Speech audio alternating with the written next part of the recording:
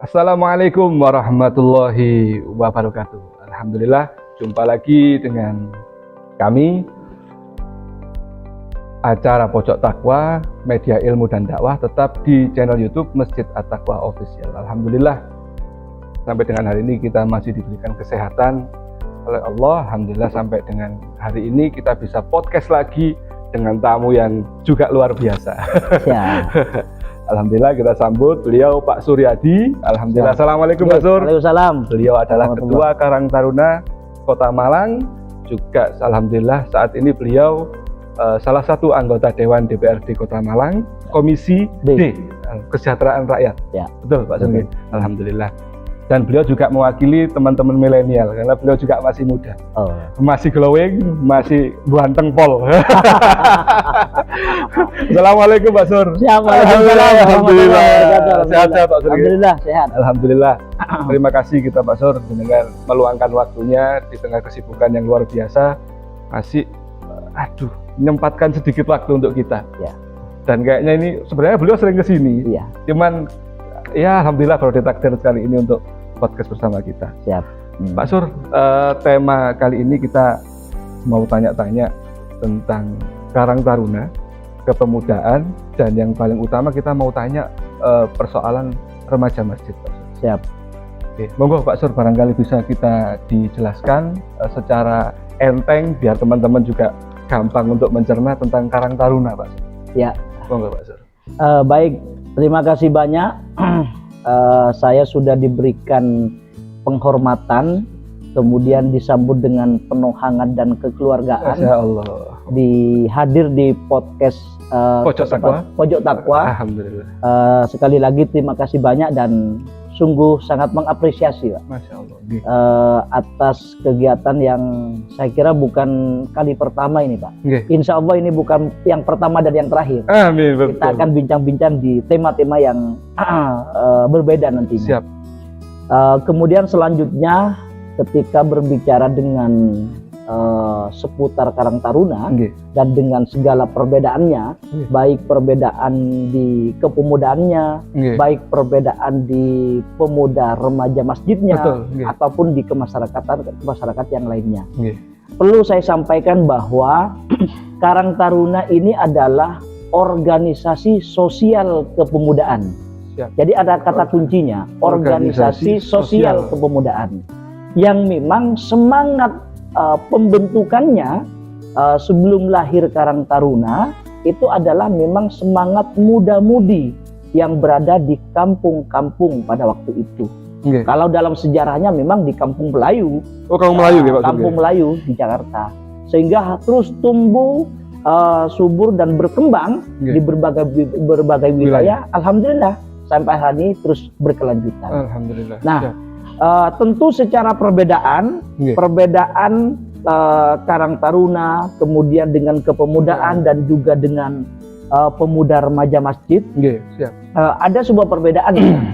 Kami punya sandaran hukum kalau di Karang Taruna ini berada di Permensos nomor 25 tahun 2019 yang mengatur tentang kekarang tarunaan. Itu ada semuanya di dalamnya, mulai dari sisi usia, mulai dari sisi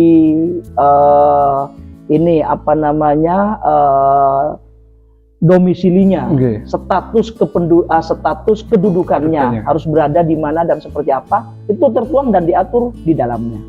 Nah, kalau kepemudaan itu punya sandaran undang-undang kepemudaan sendiri. Karena yang disebut dengan pemuda itu dari usia 17 sampai usia 30. Nah, itu disebut dengan pemuda. Selepas daripada itu, karena undang-undangnya adalah berbunyi saklek secara usia, maka ya disebut dengan pemuda itu dikala dari usia 17 sampai 30 itu. Nah, berbeda dengan di Karang Taruna. Kalau di Karang Taruna itu sesungguhnya di dalam temu karya yang sejak kemarin itu tidak ada batasnya. Nah, bahkan kami ini memang lebih kepada mengedepankan pengabdian. lebih mengedepan ke pengabdian. Dan secara kedudukan pun juga, kalau tadi kepemudaan itu adalah dari usia 17 sampai 30, dan kedudukan statusnya itu tidak memandang apakah orang Surabaya, apakah orang Papua atau orang Jabar. Ketika berada di Malang, ya masuk di dalam kategori kepemudaan Kota Malang. Tapi berbeda dengan Karang Taruna, nggak bisa seperti itu kan juga, karena status kedudukannya memang harus sesuai dengan kedudukan di wilayah masing-masing. Nah, bisa disebut dengan Karang Taruna, misalkan Kecamatan Kedung Gandang, ya domisilinya harus di Kedung Gandang. Nggak boleh yang kemudian status di Klojen mau masuk di Kedung Gandang, ada porsinya sendiri, tinggal masuk saja itu di Kecamatan Klojen, sehingga sesuai dengan masing-masing wilayah. Itu. Kalau kemudian mengacu kepada remaja masjid misalkan, remaja masjid ini sesungguhnya lebih kepada organisasi kemasyarakatan yang lebih spesifik. Ini kan memang unsurnya juga, gerak langkahnya juga tidak lepas daripada sosial kemasyarakatan juga. Nah, tetapi saya kira remaja masjid ini ya semangatnya juga semangat kepemudaan juga yang sudah dibangun sama-sama. Hanya statusnya saja, hanya kelembagaannya saja yang itu dibuat agak berbeda.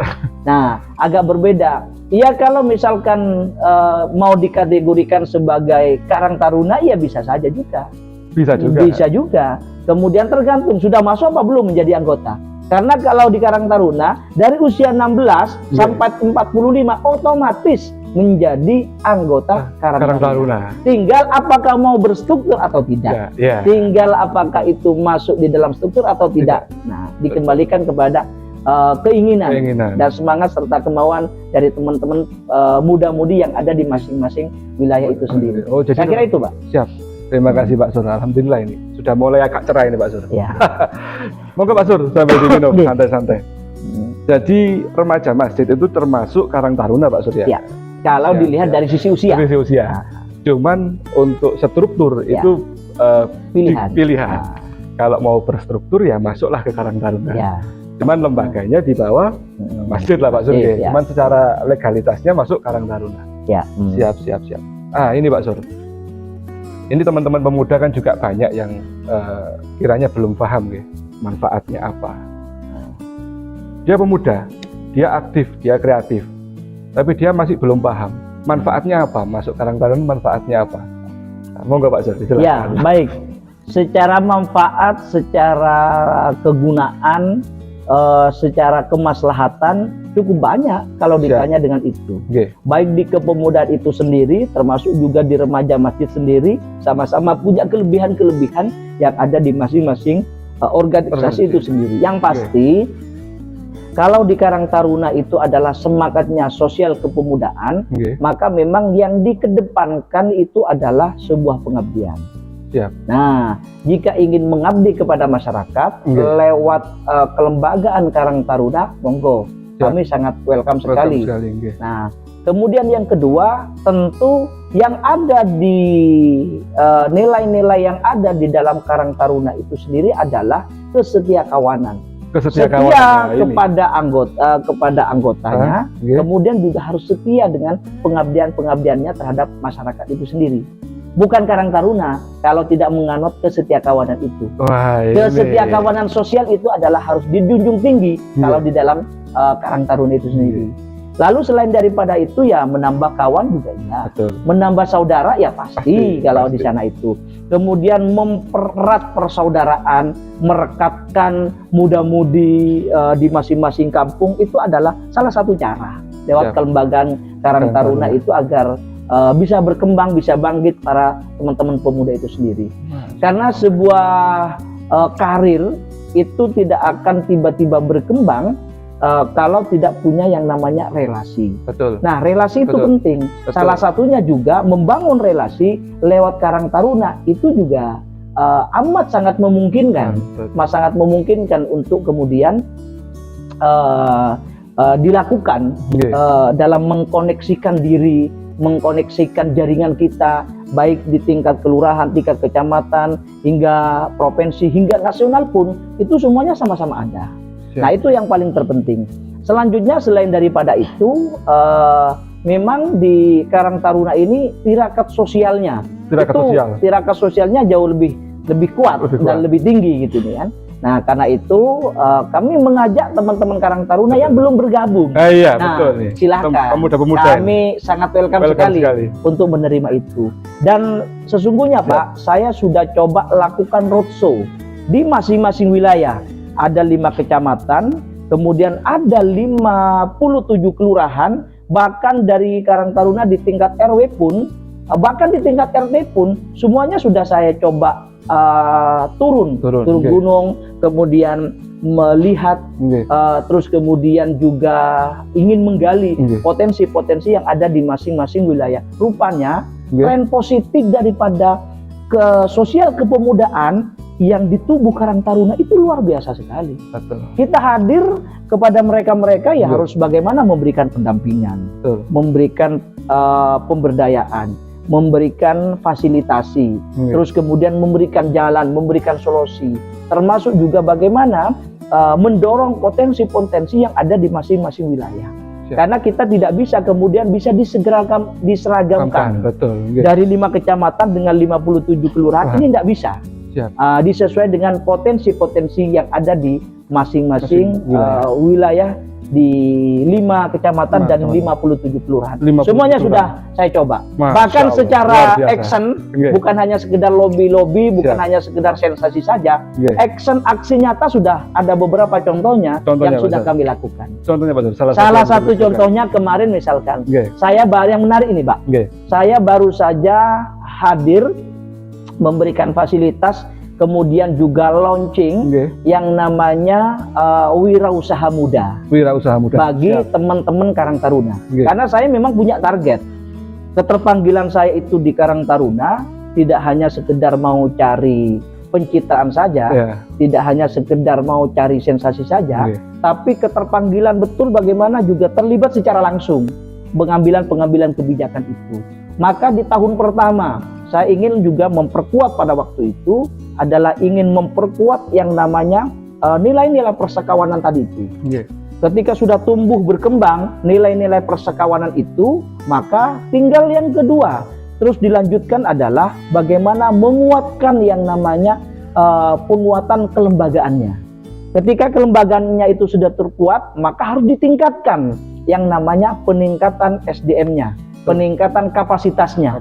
Setelah itu terbangun, semuanya ini terbangun di 3 hal itu, maka tidak cukup di situ, harus dikuatkan adanya, dilahirkan yang namanya pemberdayaannya, pendampingannya, termasuk juga aksi-aksi konkretnya di bawah. Nah, ini yang menarik. Kami kemarin sudah hadirkan launching yang namanya warung kopi Karang Taruna. Di mana Pak? Salah satunya kalau saya lebih spesifikkan di Karang Taruna Gribik, RT 3, RT 4, Kelurahan Madiopuro. Wah, mantap. Dekat sini. Nah, dekat sini dong. Kalau tidak percaya silakan lihat itu. Sudah ada di tepi jalan. Sudah ada di tepi jalan.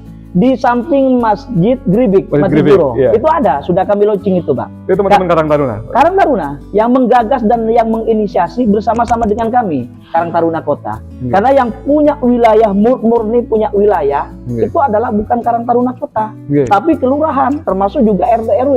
Nah, yang bisa mempunyai secara langsung soal kewilayahan.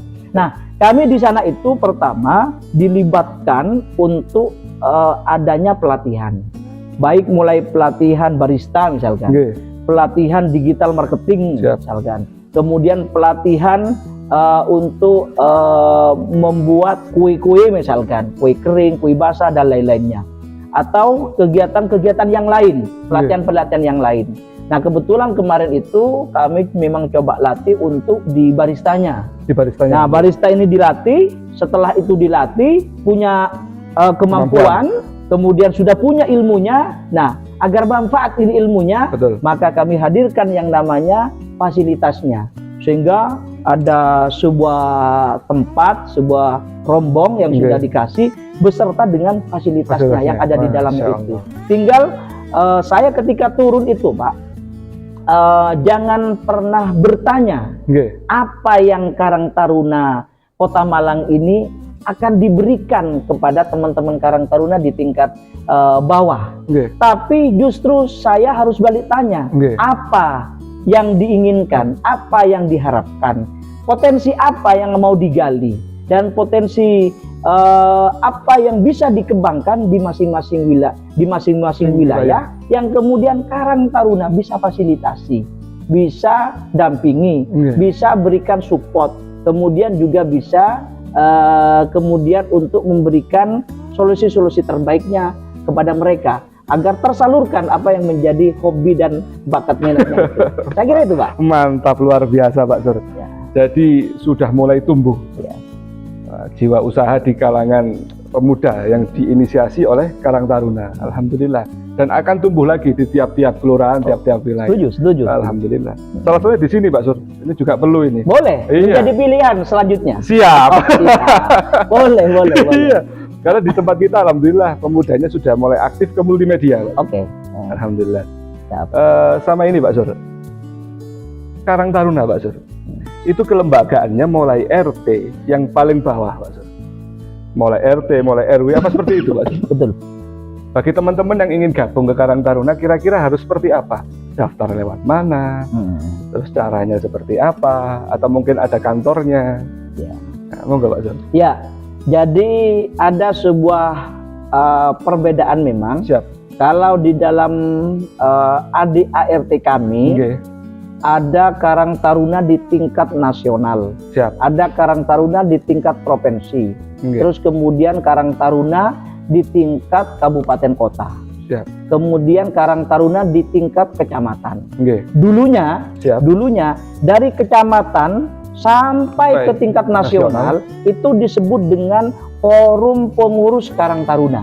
Forum Pengurus Karang Taruna. Ada kalimat forumnya. Ada forumnya. Nah, karena memang ini adalah konsensus daripada pertemuan-pertemuan yang harus bisa berjejaring, mulai dari berbagai tingkatan pada waktu itu, sehingga dibentuklah yang namanya forum pada waktu itu. Nah, berbeda dengan yang di tingkat Karang Taruna kelurahan, langsung saklek Karang Taruna kelurahan. Nggak ada forumnya? Tidak ada forumnya. Nah, lalu kemudian jika di tingkat RW atau di tingkat RT itu disebut dengan sub kegiatan daripada Karang Taruna di masing-masing wilayah. Jadi ada kalimat sub kegiatan Karang Taruna tingkat RW ataupun di tingkat RT. Boleh, saya juga mencoba untuk melihat dan memonitor di berbagai wilayah. Ada yang menafsirkan, bukan menafsirkan ya, tapi ada yang menambah Karang Taruna Grebek kayak tadi misalkan, Karang Taruna Siji Songo misalkan, karena di sana RW 19. Nah, Siji Songo misalkan. Ada Karang Taruna Mandiri misalkan. Ada Karang Taruna Jaya Makmur misalkan. Boleh dan sah-sah saja. Itu bagian daripada lokalisme. Lokalisme dan kearifan lokal. Kearifan lokal di masing-masing wilayah. Boleh-boleh saja. Yang penting jangan menghilangkan Karang Tarunanya. Logonya ya tetap gitu kan. Jangan sampai juga diotak-atik, karena itu memang sudah saklek di dalam temu karya itu sudah sudah diputuskan secara bersama-sama dan sudah ada artinya masing-masing. Nah, artinya masing-masing dan filosofinya di masing-masing teman-teman semuanya tinggal Google saja secara rinci sudah lengkap paham, sudah lengkap itu ini kan. Nah, lalu selanjutnya hari ini juga di dalam temu karya terakhir kami itu Pak sudah tidak memakai yang namanya kalimat forum, langsung Karang Taruna Kota Malang, Karang Taruna Provinsi, Karang Taruna tingkat nasional. Dihilangkan itu. Kenapa Pak? Agar lebih menyatu, bukan memakai kalimat-kalimat forum. Lebih membumi. Lebih menyatu, lebih membumi. Kami sesungguhnya gini, setelah kami melihat tren positif dan sambutan cukup bagus di 5 kecamatan, 57 kelurahan dan di masing-masing RW, mereka itu semuanya saya ajak Pak untuk studi banding, untuk belajar ke daerah yang lain. Kami kemarin ajak 57 kelurahan, 5 kecamatan dan perwakilan sampel daripada RW, tingkat RW kami bawa ke Solo untuk belajar ke Karang Taruna yang di sana. Karang Taruna Solo. Karena kebetulan di sana itu ada MPKT di sana. MPKT itu apa, Pak? Majelis Pertimbangan Karang Taruna. Oh. Nah, iya, MPKT, MPKT. Majelis Pertimbangan Karang Taruna Nasional yang ada di Solo. Mas Gibran. Oh, siap. Wah, ada di sana. Sebelum ada viral-viral itu, sebelum itu, insting kami juga sudah harus didahului itu. Jadi susu belum ada. Ini tidak ada kaitannya dengan tidak ada. Nah, hanya motivasi aja. Nah, lalu kemudian saya coba belajar di sana, Pak. Siap. Ada lokus yang menarik yang pada waktu saya tuju. Karena di sana teman-teman Karang Taruna sudah melahirkan beberapa usaha-usaha. Ada usaha kopi, terus kemudian juga ada usaha batik, terus kemudian juga ada usaha kue basah, terus kemudian juga ada usaha ternak lele, kemudian juga ternak ikan nila, macam-macam lah sebenarnya yang sudah saya kunjungi. Intinya kami ingin mengetahui secara langsung bagaimana pengelolaannya, bagaimana manajemennya, termasuk juga bagaimana juga proses permodalannya yang paling terpenting. Sudah kami belajar, ke sana. Nah, setelah itu terakhir baru saja juga kemarin kami ajak teman-teman itu untuk melakukan kemah bakti, jambore Karang Taruna. Kami ajak ke Pantai Ngudel kemarin. Lebih memperkuat kembali kesetiakawanannya, jiwa sosialnya, termasuk juga menggali kreativitasnya di masing-masing wilayah. Ada kemarin satu rekomendasi penting, Pak, yang sempat kami kemarin itu coba lahirkan ketika diskusi bersama dengan Malang Creative Center. MCC, apa yang kemudian menjadi salah satu rekomendasi bahwa Karang Taruna ini, Pak, harus berani intervensi fasilitas-fasilitas publik yang bisa dimanfaatkan. Banyak sekali aset-aset yang ada di Malang ini kan. Harus diintervensi, Pak. Maksud daripada intervensi itu bukan mau ngambil, tapi mau menggunakan, mau melakukan karyanya dan memfungsikan itu. Dan itu kan tidak permanen. Bisa saja dimanapun yang bisa diambilkan. Mohon maaf misalkan, masa mau kalah sama bolo-bolo saya ini, orang-orang Madura sendiri. Yang lebih dulu mereka itu intervensi yang namanya tempat-tempat fasilitas publik gitu kan, baik di atas pertamanan misalkan, kemudian di atas irigasi, jalan dan lain sebagainya. Nah, Karang Taruna harus bisa ambil sikap keberanian itu. Tidak lain dan tidak bukan untuk pengembangan, bukan untuk personal, tapi untuk pengembangan. Nah, kami sudah coba lempar-lempar wacana-wacana itu, dan beberapa sudah segmen-segmen itu. Contoh misalkan ada di dalam kawasan kelurahan misalkan, karena kelurahan ini kan juga cukup banyak asetnya, Pak. Di sampingnya, nah itu bisa dimanfaatkan oleh teman-teman itu. Tidak perlu berebut kalau itu, Pak. Tidak perlu intervensi, langsung permohonan permintaan yang bisa digunakan oleh teman-teman. Kan ada yang begitu, Pak. Di kecamatan pun juga ada, di tingkat RW pun itu punya aset. Nah, itu harus direbut dulu. Punya zona ekonomi ya. Nah, harus didorong di sana. Kenapa berbagai cara sudah saya coba lempar demikian? Karena saya tidak ingin, Pak, teman-teman Karang Taruna itu menjadi penyumbang terbesar untuk pengangguran di Kota Malang. Karena Kota Malang secara data terbesar keempat se-Jawa Timur, Pak. Yang namanya penganggurannya. Jangan sampai teman-teman Karang Taruna yang menjadi penyumbang besar. Muda-mudi kepemudaan yang tercatat adalah Karang Taruna penyumbang besarnya. Jangan sampai itu terjadi, Pak. Karena di Malang ini pengangguran terbuka terbanyak, pengangguran terbanyak terbuka itu adalah dari kalangan kepemudaan. Kita ketahui dan sadari bersama memang di Malang ini ada 65 kurang lebih 65 perguruan tinggi, kurang lebih ada 450.000 mahasiswa, Pak, yang mereka ketika sudah lulus enggan untuk pulang, Pak. Lebih nyaman, lebih nyaman di Kota Malang itu sendiri, sehingga di situ salah satu penyumbang terbesarnya. Sementara Malang ini bukan sebagai kota industri, tidak ada perusahaan-perusahaan yang besar yang menyerap itu.